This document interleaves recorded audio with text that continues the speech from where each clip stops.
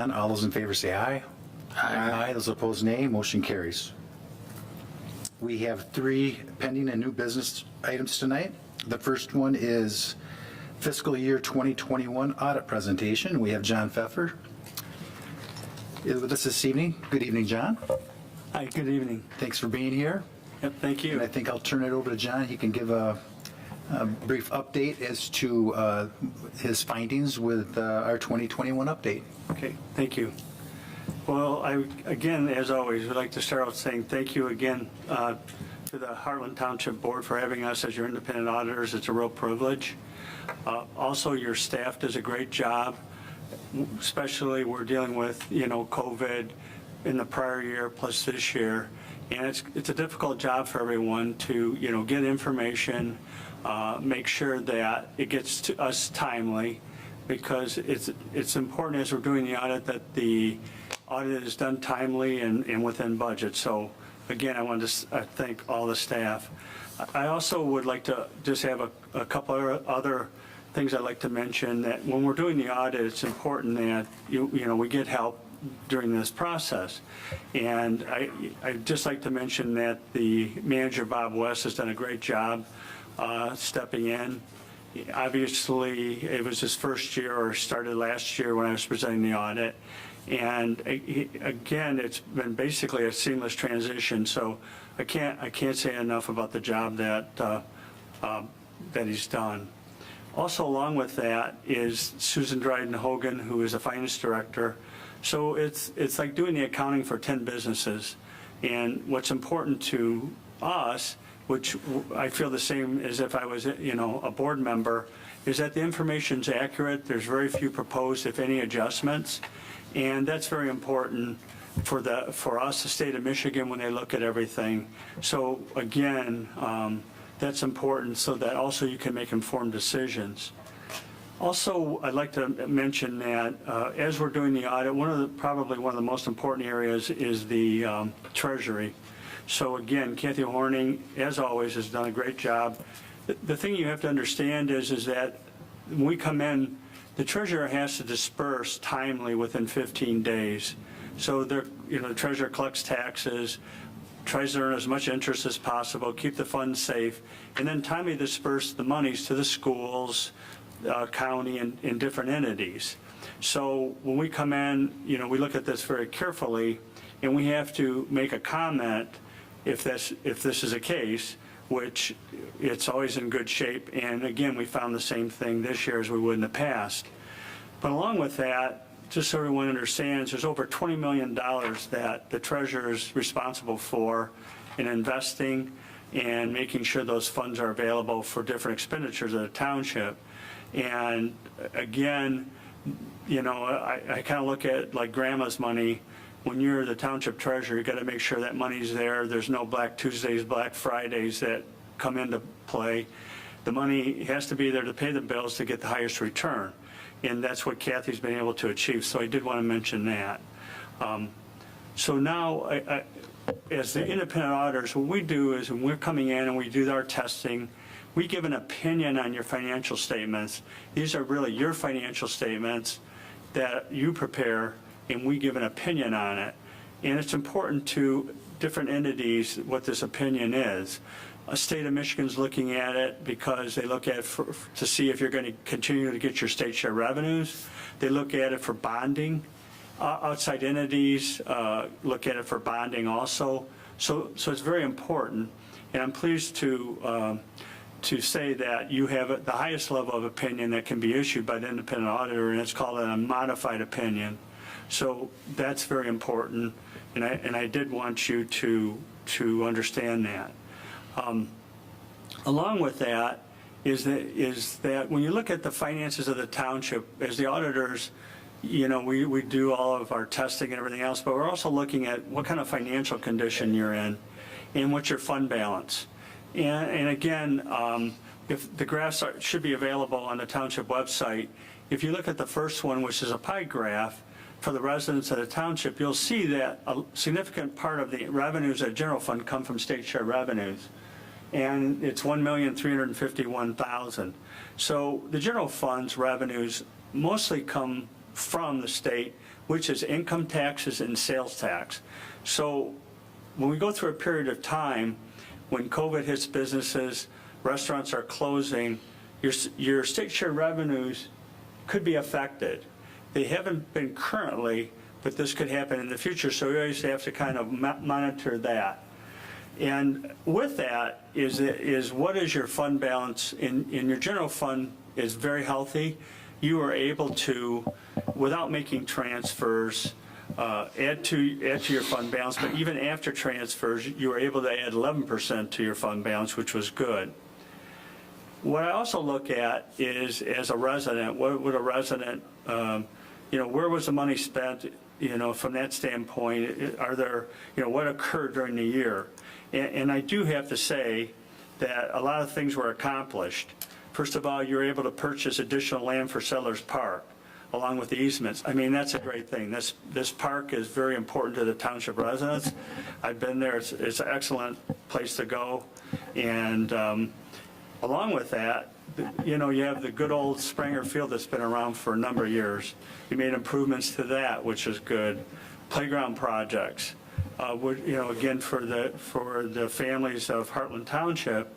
And then you were just recently able to finish the M59 safety path. So we as auditors look at the financial condition, but we also look at what you were able to accomplish during the year, which was really good. So I didn't want to, finish my presentation without going, and mentioning that. So also, with that said, if you go a couple more graphs to the fund balance, so the fund balance of the township is in a good position right now. And actually, because of that, you were able to do these things you did last year, which is always important to the residents. I would say that probably different CPAs would have different opinions about fund balance. And again, your fund balance is right in the right spot, to be healthy, to do these things and not have to worry about anything changing that in the future for the residents of Heartland Township. And at that point, I'll just open up for any questions you might have. Mr. Supervisor? Yep. I have a question. You indicated, rightfully so, that a large portion of our income comes from state shared revenue. Based on what you're hearing from news from Lansing and the rebound to the economy from the COVID shutdowns, what do you anticipate that to look like in the future?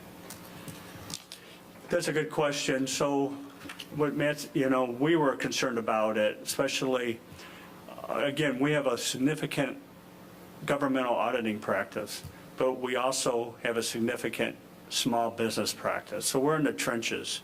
We see our companies have suffered, what they've had to deal with, and the ones that have closed, and the different things that have happened.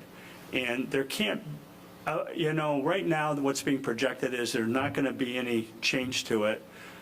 But in the back of my mind, I'm still wondering, because you see the restaurants that have closed, they pay quite a bit of sales tax.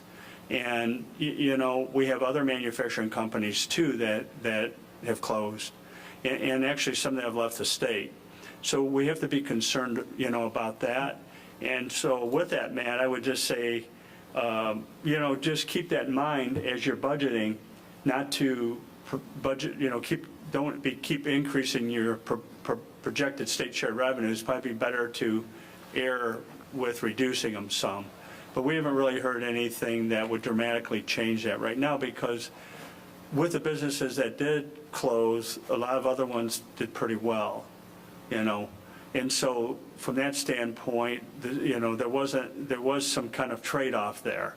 I'm just concerned with the long-run effect of that, because, some of these businesses just fit into different parts of our economy, and if they're gone, how will that eventually affect us? Because I do have the shoe on the other foot with all the small businesses I work with, and, kind of dealt with a lot of their things they've gone through, so. And another element to that is supply chain.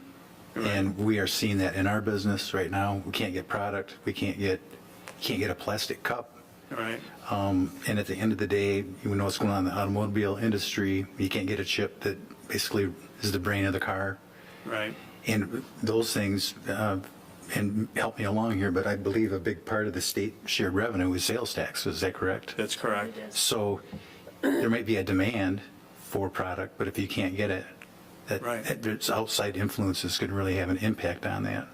But we have a lot of clients that work in the automotive industry, and they're all shut down right now because, you can't get, the different parts to the cars right now. Out of, those technical industries, they're just not getting at the chips.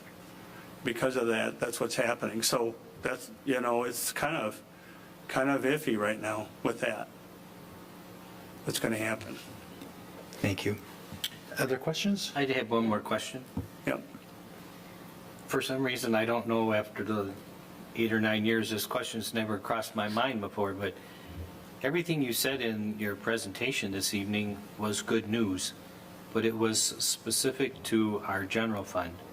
As part of the audit, do you also evaluate some of our other township funds?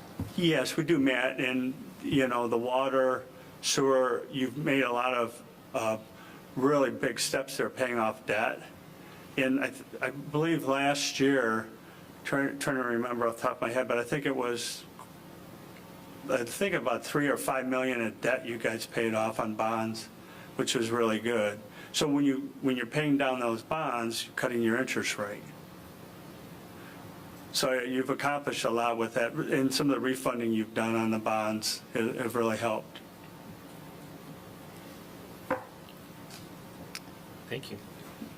Thank you, Matt. Any other board members have any questions?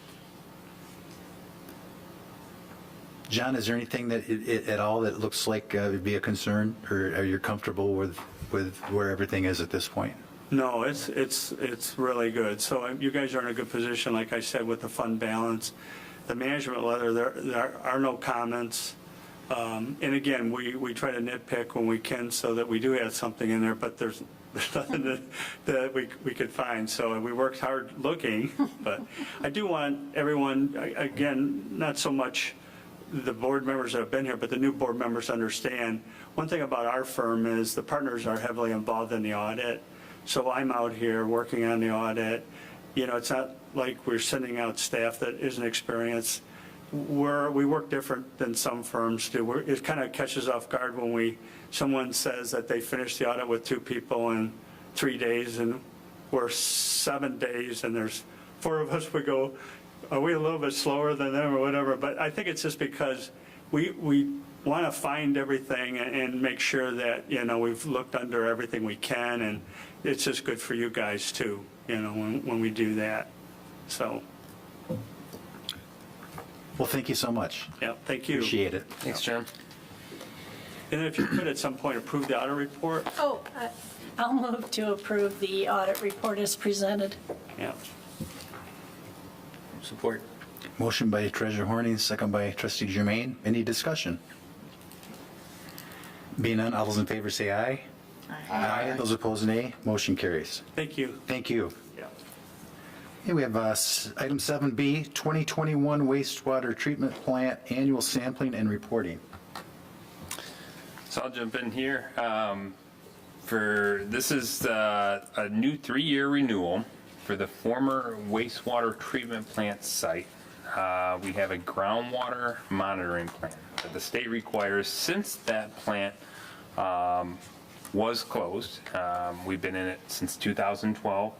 I had the history in the discussion, and try not to bore anybody with that, but essentially Heartland Township's former wastewater treatment plant was impacted when, at the time, DEQ set a mandate that lowered the limit for sodium and chloride discharge.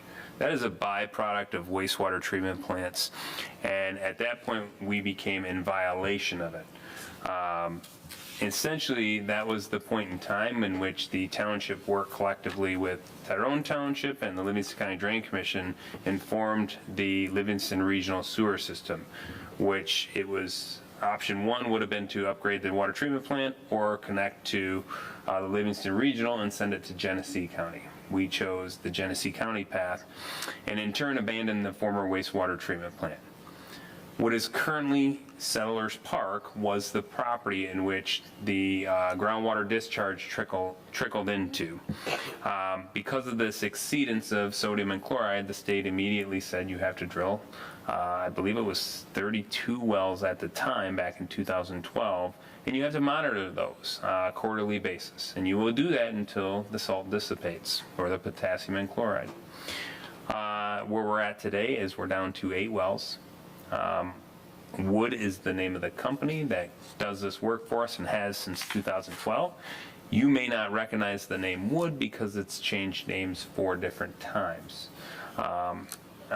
Basically, they are the professionals who have administered this on our behalf since the initiation of it, and basically we're recommending the increase of the groundwater monitoring extension. And this is actually broken out into 2 parts. In 2015, some of the samples started to actually elevate near Dunham Road and Heartland Road. The state came back and said, you now have to have a subsequent residential monitoring plan, where you have to go in and test 15 residential wells in the area along Dunham Road and Heartland Road. So this change order in the amount for $51,480, number one, is for 3 years. So that is all inclusive for 3 years, and it covers both plans, both the residential monitoring plan as well as the former wastewater treatment plant groundwater monitoring plan. I tried to summarize that and be somewhat brief but yet informative. I'll be more than happy to answer any questions. I will say this is an increase of approximately $2,600 annually over what we've paid the last 6 years. To be fair, that is due to the lab testing increase. They actually have to send the samples off to the lab. They do third-party lab sampling. We, in our Heartland Township water system, are seeing those lab increases as well. So this is not a grab at additional labor or anything of that nature. And we're seeing this directly proportional on our lab sampling. Would it be possible to pull up an aerial photograph and, without naming the specific residential homes, just the area where we are doing the inspections, please? And I'm asking that because we may want to be proactive and work with the school, and if they're not testing their well. So as much as we'd like to be proactive with the schools, the closest one would be Heartland High School, which is actually on our municipal water. So we're going up significantly further. And ironically, there's cases that prove that it will never make it past Ore Creek. At that point, any salt would just, but no, we have investigated that. We have been proactive in testing more residential wells than what's required by the state in an effort to prove that it is not traveling in other places. But yes, I will pull this up for you. You can see here's Settlers Park. The former wastewater treatment plant resides in this location here. If you've gone to Myers, you see the wrought iron fence, and there's the pump stations and whatnot there. It turned into all the lagoons and groundwater discharge. So we have monitoring wells spread throughout the park, and it shows to the northwest a slow migration. Now, to be fair, and just to kind of ease everybody's mind, these limits that the state has set are so low. If we test after a water softener, because water softeners regen with salt, it will artificially inflate it to 2 to 3 times what the state limit is. So just, people often wonder, is there a health concern with this? I would tell you there's not a health concern unless your doctor has you on some sort of low sodium diet or anything of that nature. The inherent nature of the salt itself does not pose a health risk, because quite frankly, you would be intaking more sodium drinking softened water than you would from the raw water from these wells, to put that into perspective.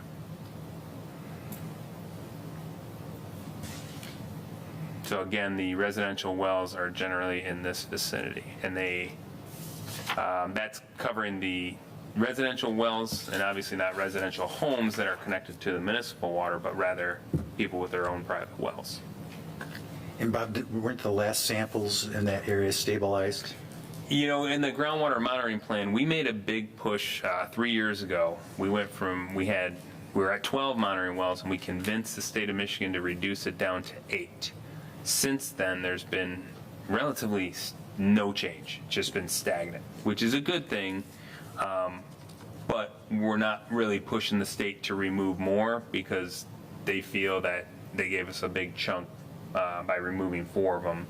That was essentially 33% of our wells, which saved us a substantial amount of money. But yes, it's good news that there's no salt moving. The downside of that is I'm not in a position to go with the wood representatives to the state and say, hey, we show it's dissipating, we want to remove more wells. So, yeah, it's ultimately the ultimate goal is to get the levels down to where they're below the action limit, and then we'll probably have to hold below action limit for a minimum of 2 years, and then potentially this sampling would go away. But until then, the state does mandate this. We are required by the state. It's not something I agree with. It's not something I'm pleased with, quite frankly. I understand their position, but I think that there's some different arguments to be made. I'll just leave it at that. So we are mandated by the state for this. Do you know for certain that there's 8 wells? Because the proposal I read only addresses 7 wells, but it also talks about testing surface water bodies. I apologize. I misspoke. There's 7 wells at 8th site. So the 8th site is a surface water they've added. What we're trying to do is actually prove, quite frankly, that the increase in sodium is due to road salt, because all of the Ramco and M59 and Heartland Road interchange, all the storm drainage now goes to these ponds. That's what these are here. So we're trying to do, and surface samples are extremely cheap. You dip a cup in there and core through the ice and take a sample in the wintertime. And when there's a lot of salt, it doesn't even freeze. So, Yeah. but I apologize, I did miss it. I refer to them as wells, but it's actually sampling sites within the park. Very good. Any other questions for Bob? If there are none, I'll entertain a motion. I'll move to approve the change order number 15 with Wood for a 3-year groundwater monitoring extension for a total of $51,480 as presented. I'll support. Motion by Clerk Schofu, second by Trustee Petrucci. Any other discussion? Being none, all those in favor say aye. Aye. Those opposed, nay. Motion carries. Thank you, Bob. Don't go too far, because I believe you're up on item number 7C, which is water system supply well engineering. Yes, thank you. So as part of our water CIP and part of the expansion in the water system as things grow, we've always known that our weakest, we have 2 weak links in the water system as far as capacity. Not that their quality is bad, it's just someday we would run out of water to deliver to residents. This is a proactive effort. We've always included the addition of a new well in our water CIP, and it's been in there probably for the last 6 or 7 years, quite frankly. And we just keep bumping up the cost, and we keep saying, someday we're gonna need this. Right now, we're kind of moving forward with that, because with the water main extension, that will trigger the need for additional water, and contrary to what you may have read, it actually takes a lengthy process to put a well online. If you gave me the green light this evening to go ahead and put this well online and go ahead and move forward, we would not be able to turn it on to the customers for at least a year. They require that much testing, sampling, hydraulic analysis. So we broke it down into basically 4 steps. You've already approved the first step, which I believe, if memory serves me correct, was $8,500. And that was for the geological analysis on paper to prove to the state of Michigan, we believe this is a good site to put the well. We're now at task 2, which is a little bit more invasive, where we're actually going to drill a pilot or a test well. They want to do an analysis of what's actually there and see if it mirrors what was in the water report or the hydraulic review. And we're also going to come up with a full work plan for the state of Michigan based on the results of that. This is kind of like the domino. I wish I could come to you and say this is how much the whole project will cost, but every task basically is the foundation for the next task, depending on what the results were. So what you see here is a request for task 2 in the amount of $32,500. Overall, this total project is expected to cost $225,000, which will be offset by the RU revenue and from these new connections. Furthermore, this is kind of the cart before the horse. We have to have this well in place to offer them water. So we do have this in our water fund balance, and we'll certainly be able to recoup the cost. But again, the price for task 2 is $32,500. And I use that term task 2 loosely because in their proposal, they broke it down into task 1, 2, and 3, but it's a 4 task total, and they've already completed task 1. So they just keep bumping their numbering system up. But in actual fact, what was required left to do is task 2, 3, and 4. This proposal is simply for task 2 of the 4 total tasks.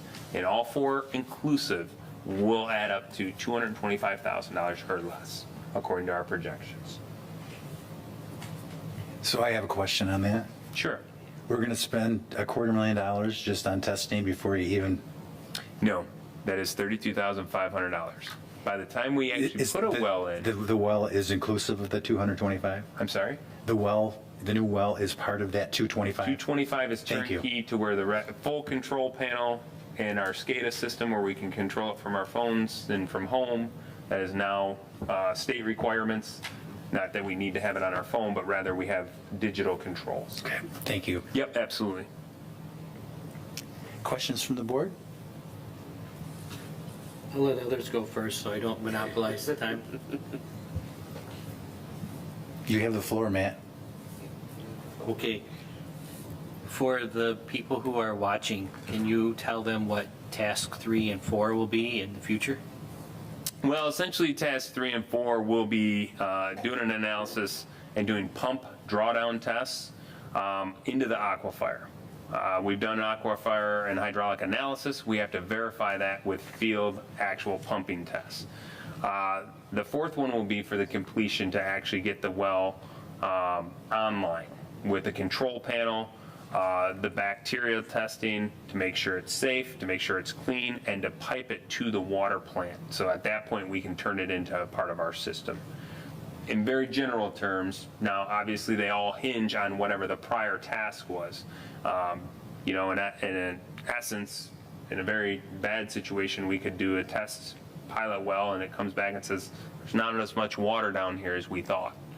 We can't reach the capacity. We have to choose a new site. We would be redoing task 2. I don't believe that's the case. Every indication shows, and quite frankly, Wood has been spot on in their hydraulic analysis every time we've done this. So I don't doubt that, but those are the other tasks that are involved. And that's why they're a little bit more cost invasive, because it's actually the boots on the ground work. So. Okay. And